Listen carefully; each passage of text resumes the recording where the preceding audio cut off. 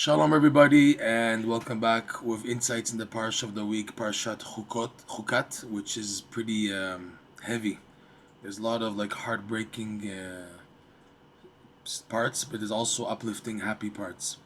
There's the death of Miriam, the death of Aaron, the punishment of Moshe and Aaron not entering the Holy Land, and we're going to focus today on the snake, the biting of the snakes on the Jewish people, and the healing through the copper snake that Moshe Rabbeinu made. Let's take a look at this parsha. Okay, it's in chapter 21, verses 4, 5, 6, 7, 8. Okay, and then 9. Let's take a look. It says here, verse 4, Vayisu mehor hahar, after Aaron passed away on the mountain called Hor Hahar, the mountain of a mountain, because it was like Rashi says, two apples, one big apple and another smaller apple on top of it. Like it was a double mountain. That's why it's called Hor Hahar, which is located basically today east of Israel, east of the Jordan River in Jordan, in the area which is called today Petra, the famous historical archaeological site Petra, on a mountaintop there. So the Jews traveled from Hor Hahar after Aaron passed away, and then right before this parsha, before this section talks about the war with Amalek. So because of that war, so the Jews went backwards in direction. So Vayisu mehor hahar, the Jews traveled from the mountain Hor Hahar, where Aaron passed away, derech Yam Suf, on the pathway leading back to the Red Sea, which is down south, going around. You should go maybe upwards and left, go into Eretz Yisrael, and now they're going down back because of the war. Lisbov et Eretz Edom, and to go around Eretz Edom, okay? Because Edom didn't allow the Jews to enter their land, so that they go around. So now they're going down, and then eastward, towards Iran, Iraq, and then from there to go up to go around all of Eretz Edom, which is located southeast of Israel, like on the east side and south of the Dead Sea. So to go all the way around, but to do that, they had to go downwards towards the Red Sea. Okay? So now, like Rashi says, the Jews got fed up. Said, "Oh, we're going backwards. It's over. We're never going to enter this land. Our ancestors also went back, and we're now going to go back." So the Jews got fed up.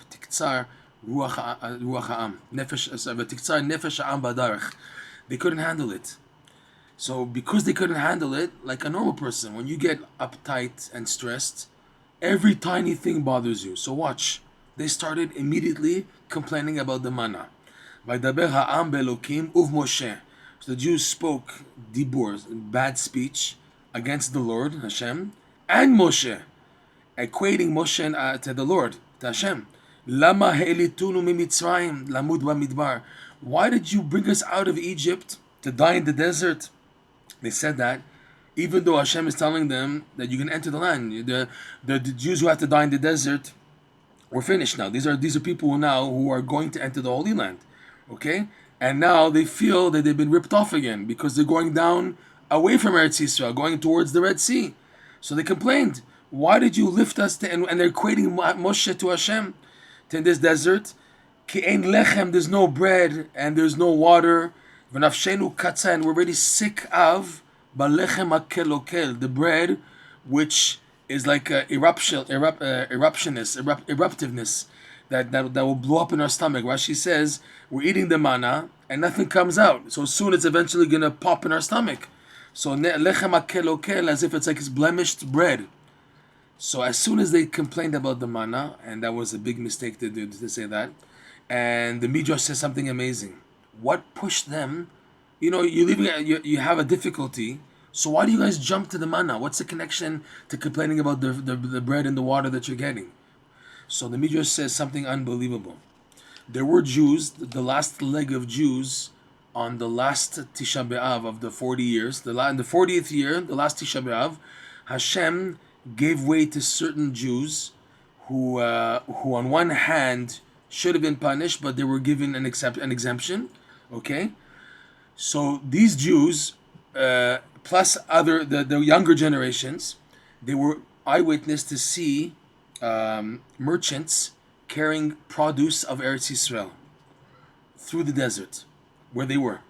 Okay, and during the 40 years, when these merchants brought the fruit of the Holy Land, any Jew who was supposed to die in the 40 years, if he just looked, the Midrash says, Midrash Tanchuma, he just looked at the fruit of the Holy Land, they would die.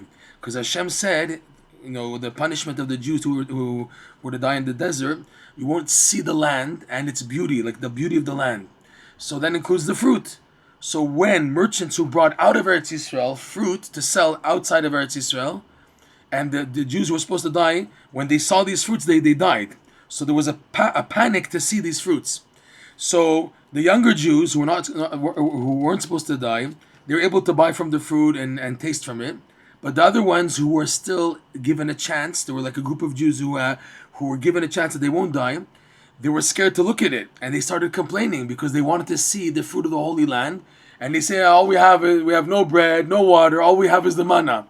The complaint is due to jealousy, envy, seeing the younger Jews eating from the fruit and looking at the produce, the beautiful produce of the Holy Land, and they couldn't even look at it. Forget about tasting it, even looking at it. So they started to complain. So the complaint, in a sense, was feeling like left out. It's not enough now. We're going away from Eretz Yisrael. And now on top of that, we can't even look at the fruit, and we see the younger Jews who are under the age of 40, being able to eat within the 40. They were under the age of 20 when the decree was made, so they're not dying, and they're eating from it, and we can't even look at it. So they started feeling really, really pushed off. This was a test. This was a test coming before Eretz Yisrael. We're going to that B'ezrat Hashem. But the next verse says, "Vayishalach Hashem ba'am et hanechashim haserafim," and so Hashem sent in the Am the snakes that are burning, Nechash and Saraf. It says two terms. Okay, Nechashim is snakes. Sarafim can also be a term for a snake, but it means the venomous, poisonous snakes that they bite with a venom that can kill.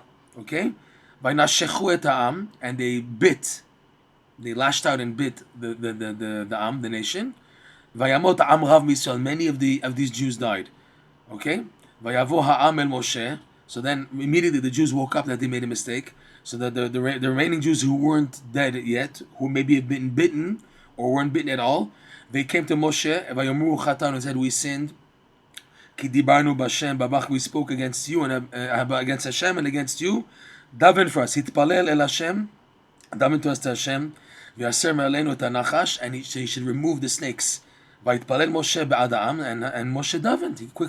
They asked him to daven, even though they spoke against him also.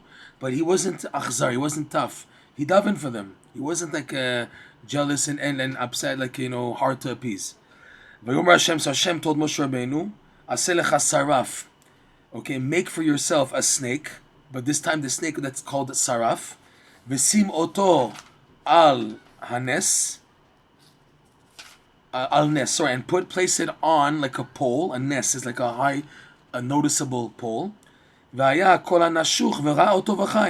And then, thus, anyone who got bitten, and there was also people who were bitten by other animals, by scorpions and dogs and other creatures, and not snakes, because there was a few punishments here of being bitten by a snake. Those people were really in danger, and those who were bitten by dogs and scorpions, they were dying slowly. So anyone who would be bitten by any type of creature, they can see this snake that you'll make, and they'll live. So what did Moshe do on his own initiative? Vayas Moshe Nechash nechoshet. Hashem told him to make a saraf, which is a type of snake, but Moshe made a snake of the term called Nechash out of copper. Nechash nechoshet. The word for copper, nechoshet, is etymologically similar to the word for Nechash. Vaisimehu al hanes, and he placed it on the pole. And then vayim nashacha Nechash, and then if now a snake bit somebody, et haish v'bit el Nechash nechoshet v'chai, he would have to stare carefully, deep, as opposed to someone who got bitten by like a dog or a scorpion. You just have to look, it's enough. But someone who was bitten by a snake, he couldn't just look. He had to stare and gaze at the snake, the copper snake, and he would live. Okay. So there's amazing points here from the Zohar and commentaries on the Midrash and the Midrash itself, okay? So these Jews were punished for speaking slander, and the punishment is fitting that the snake who also spoke slander against Hashem to Adam and Eve at the beginning of creation. So he's the animal, he's the creature used for retribution against lashon hara, speaking bad, because they spoke against Hashem and Moshe. What did you do? You brought us out to kill us here, and we're suffering. Oh, we have this manna, this food that is kelokel. You know, it's a colicky. It causes stomach pain. So they got punished by the snake. Fine. So the Zohar says something amazing. Because they spoke against Hashem and Moshe, so two types of snakes. It says Nechashim and Srafim came, or it can be the same type of snake that's venomous, but there's two terms. The Zohar says the Nechash is a blemish for speaking against Hashem, and the Saraf is a blemish against speaking Moshe. The Saraf is the burning of the pain due to speaking against Moshe Rabbeinu. So Hashem foregoed on his honor, and he told Moshe, you take a saraf, the snake called saraf, and that you put on the pole. On my honor, I forego. But your honor, I don't forego. Moshe Rabbeinu, what did he do? He said, no, Hashem, my honor is your honor. So instead he took the Nechash, and he made out of nechoshet, out of copper, okay? What's the idea of the Nechash as opposed to the saraf? The Nechash contains in its name the test that the Jews went through and what they were supposed to do. You break down the word Nechash to the letter Nun and Chash. Nun represents the 50th level, the 50th gate, which is another term, like we've spoken in many classes already, based on the Keter on lesson 24, that the Nun, the 50th gate, is the idea of the Keter. And the Keter is the gateway for light, infinite light shining into a person, the light that he needs to make it to the challenges. However, like we mentioned many times, the way the Keter works, it pushes back a person. It makes a person fall backwards, and while being pushed back, if he takes it properly being to be silent, not to lash out, but to be quiet. The word chash means to be silent. Like it says in Kohelet, et lachashot, there's a time to be able to remain silent. You have to be quiet.